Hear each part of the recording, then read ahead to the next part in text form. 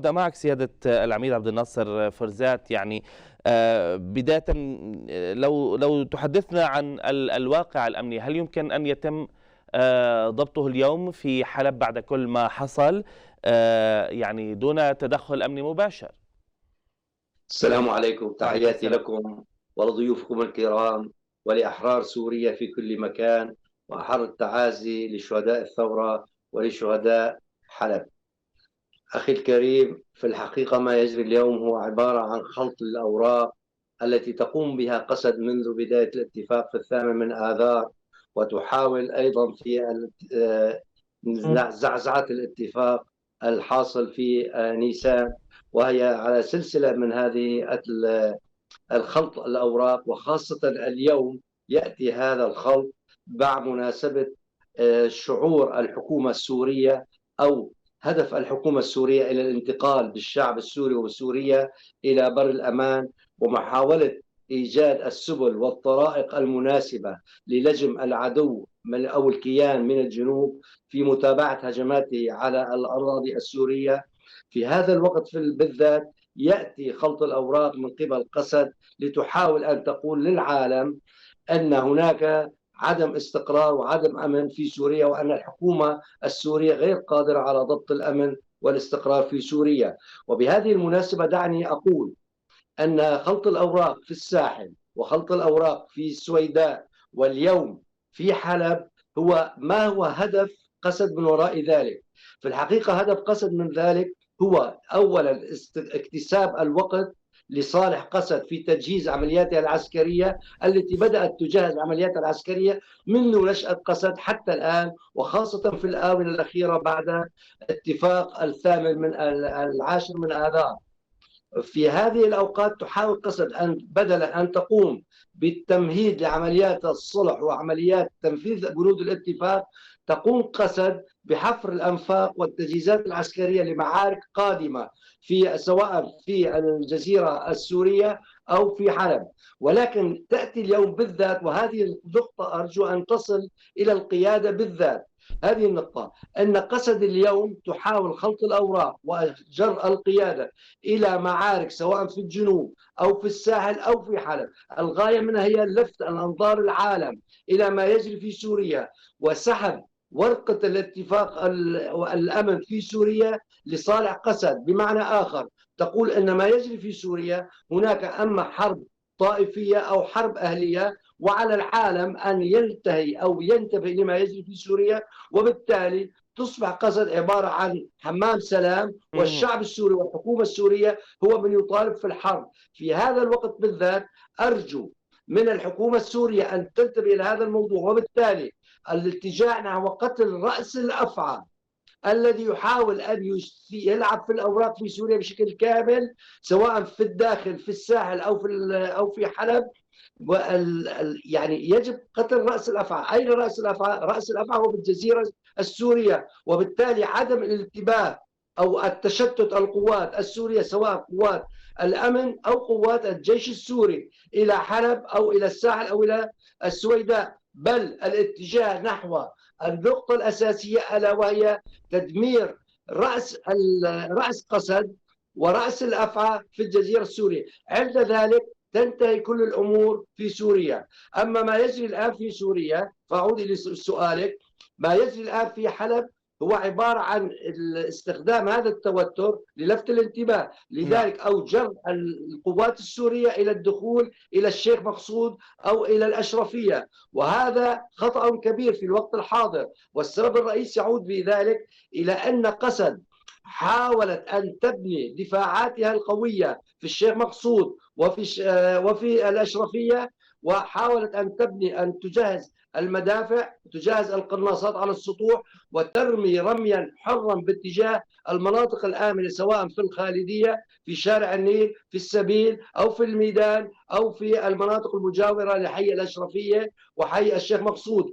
هذا يجب أن لا تنجر قوات الأمن وقوات الجيش إلى الدخول حاليا. وهناك نقطة عسكرية مهمة جدا، يجب أن لا تنجر قوات الأمن وقوات الجيش إلى الدخول لحيي الأشرفية أو الشيخ مقصود حاليا إلا بعد تحييد كافة مصادر النيران سواء المدفعية أو القناصات أو غيرها، بل تبقى هذه القوات السورية مرابطة حول المنطقة حتى يتم تحييد كافة مصادر النيران، وبعد ذلك يتم الدخول إلى هذه المناطق. نعم. والأفضل من ذلك هو الاتجاه نحو الجزيرة السورية وقتل رأس الأفعى، وبعد ذلك يحل تبقى هذه الفروع أو هذه الثغور التي أو التوتر في سوريا تبقى خامدة، ونحاول بعد ذلك القيام بسوريا وإعادة بنائها من جديد. طيب. إذن علينا خطوتين أساسيتين أحاول أن أقول بهما: الاتجاه إلى الجزيرة السورية، ومن ثم عدم الدخول الآن حاليا، لأن معارك المدن تختلف عن معارك البر أو خارج المدن. المعارك المفتوحة. طيب سيادة العميد ابقى معي. سيادة العميد عبد الناصر، يعني اليوم كما أشار الأستاذ عباس إلى تحييد المدنيين وسحبهم من الأحياء ونزوحهم، كما كنا نتابع منذ قليل هذه الصور من حيي الشيخ مقصود والأشرفية. أهمية تحييد المدنيين ومنع التنظيم اليوم من استخدامهم كدروع بشرية، ما تأثيره على أي تحرك أمني أو عسكري ضد هذه المجموعات وضد تنظيم قسد؟ في الحقيقة دعنا نقول عفوا، لماذا اختار قسد مدينة حلب؟ في الحقيقة هناك حاضنة شعبية لأخوتنا الكرد في الأشرفية وفي الشيخ مقصود.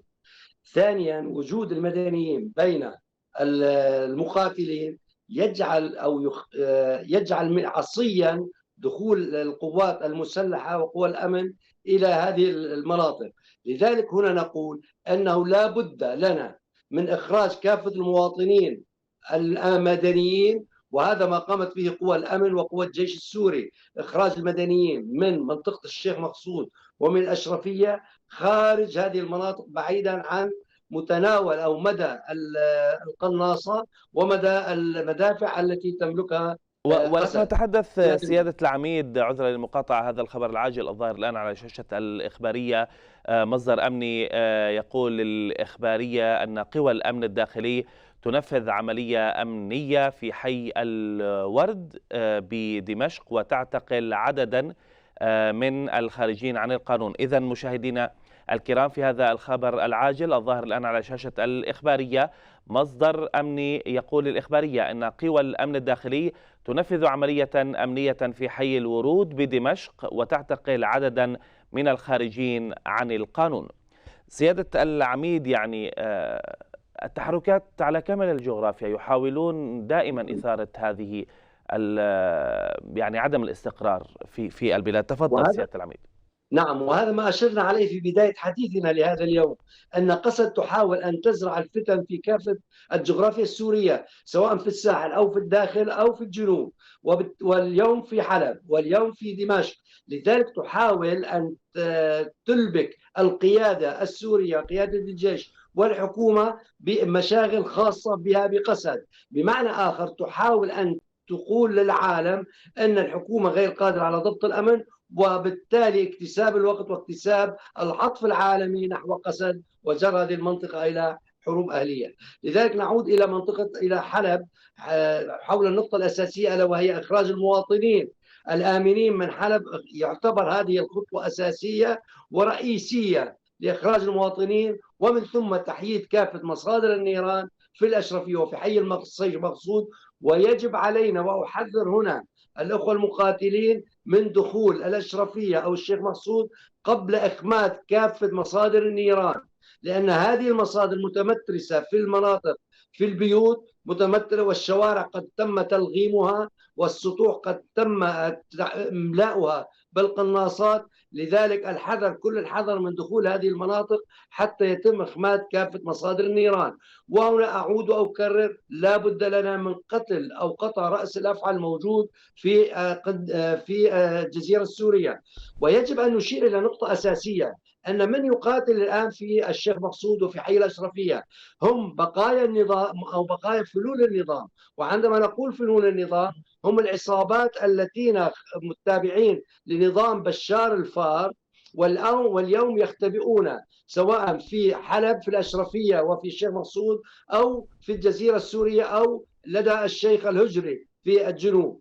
هذه العصابات تحاول اليوم مع عصابات قسد، وهنا نقول يجب أن نشير إلى نقطة أساسية، أن قسد تعتبر أنها هي الممثل الرئيس للأخوة الأكراد، والممثل الرئيس أيضا للأقليات سواء في الجنوب أو في الساحل، وبالتالي تعطي التفويض لنفسها بالتكلم باسم الإخوة الأكراد وباسم الجنوب وباسم الساحل. وهنا لا بد من الإشارة إلى نقطة أساسية: الأخوة الكرد، الأخوة التركمان، الأخوة العرب السوريين في كل منطقة، لماذا تفويض وخاصة الأخوة الكرد، لماذا تفويض جماعة قسد أو جماعة قنديل أو بقايا البي كي كي الواردة من تركيا؟ هؤلاء لا يعرفون الرحمة، هؤلاء لا يهمهم الشعب السوري. الشعب السوري شعب مسالم يحب الأمان ويسعى إلى تحقيق الأمن والاستقرار في كافة الجغرافيا السورية، ولكن من أتى كقيادات لقسد من حزب البي كي كي ومن إيران ومن قسد ومن جبال قنديل، هؤلاء الدمويين لا يفهمون إلا بالنار. لذلك لا بد من تحييدهم وأخماد كافة مصادر من إيران والعمل معهم بالسيف والنار، ولكن في الوقت المناسب، وأظن أن الوقت المناسب قد حان لذلك. لماذا؟ لأن نجاح الثورة السورية ونجاح الدبلوماسية السورية ونجاح بسط الأمن في كافة الجغرافيا السورية لا يروق لقسد والبي كي كي وإيران، لأن نجاح الثورة السورية واستقرار سوريا يعني القضاء على هؤلاء، لأن هؤلاء لا يمكن أن يعيشوا إلا في مستنقع من الدماء، مستنقع من الإرهاب. وعندما تبسط الدولة سيطرتها على كافة الجغرافيا السورية لا مكان لقسد، لا مكان لعصابات البي كي كي، لا مكان لعصابات القنديل. لذلك يحاولون بشتى الوسائل كسب الوقت من جهة، ومن جهة الثانية التحريض وجعل بؤر توتر في كافة الجغرافيا السورية بغاية إلهاء القيادة عن ذلك. وهنا نقول لا بد من وجهة نظر عسكرية، لا يمكن تشتيت القوى حاليا، وخاصة أن سوريا دولة ناشئة اليوم من حيث السياسة، من حيث الاقتصاد، من حيث العالم الاجتماعي، ومن حيث أساس الجيش السوري ما زال في العامه الأول، وقد لاقى ما لاقى وواجه ما واجه من صعوبات سواء في الساحل أو في الداخل أو في الجنوب أو مع قسد. لذلك هذا الجيش الناشئ تحاول قسد بشتى الوسائل إخراجه أو تشتيت قواه في كافة الجغرافيا السورية بغية تحقيق هدفها المنشود، ألا وهو اقتطاع جزء من الجغرافيا السورية وجعله تابع لعصابات قنديل أو عصابات البي كي كي، وبالتالي تحقيق الانفصال أو الفيدرالية التي لا أعرف ما هي يقصدون فيها جماعة قسد. وهنا لا بد من الإخوة الأكراد من عدم إفساح المجال لهؤلاء الرعاع، لهؤلاء الدمويين بالتكلم باسم الأكراد، بل يجب أن يتكلم المجلس الكردي باسم الأكراد ويضع النقاط على حروفها ويقول أن هؤلاء جماعة قسد وجماعة البي كي كي وجماعة الفارين من فلول النظام الذين يجيدون التنسيق فيما بينهم لإخراج كتلة قوية ضد الدولة السورية. لا بد الأخوة الأكراد من يقولوا نحن من يمثل الكرد، نحن من نحب الكرد، نحن شعب مسالم، نحن عشنا مع بعض سنوات أكثر من مئات السنين ولم يكن هناك هذا الخلاف. الخلاف صدر في سوريا بسبب حكم المارق بشار الأسد ومن خلفه.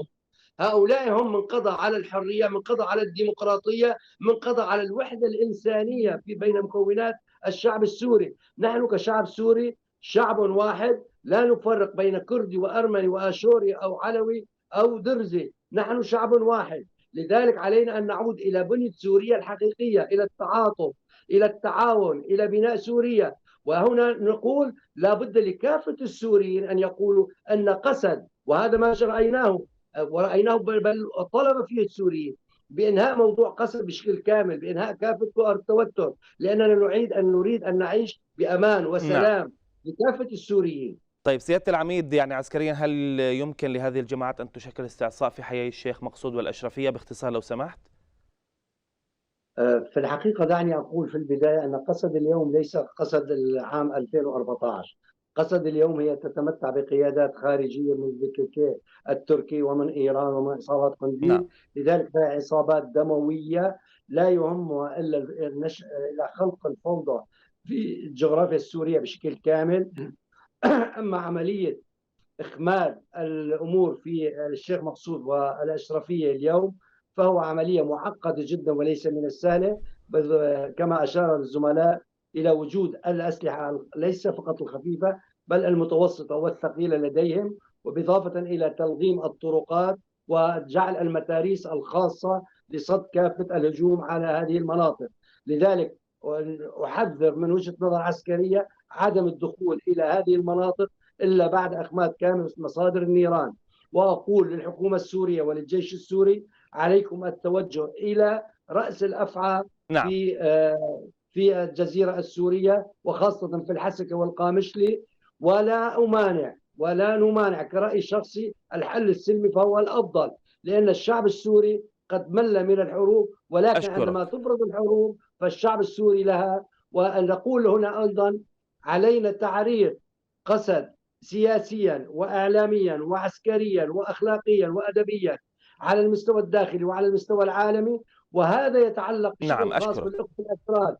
عليهم إنشاء، لحظة لو سمحت، عليهم إنشاء مجلس كردي خاص يقول بشكل دائم أن قسد لا تمثلنا ونحن شعب سوري نعم. ونتمتع نعم سيادة ونحب العميد. سوريتنا ويجب أن نكون سوريين مع أخواتنا السوريين. العميد عبد الناصر فرزات الخبير العسكري من لوبك الألمانية، ومن إدلب كان معنا الباحث السياسي الأستاذ رضوان الأطرش. شكرا جزيلا لكم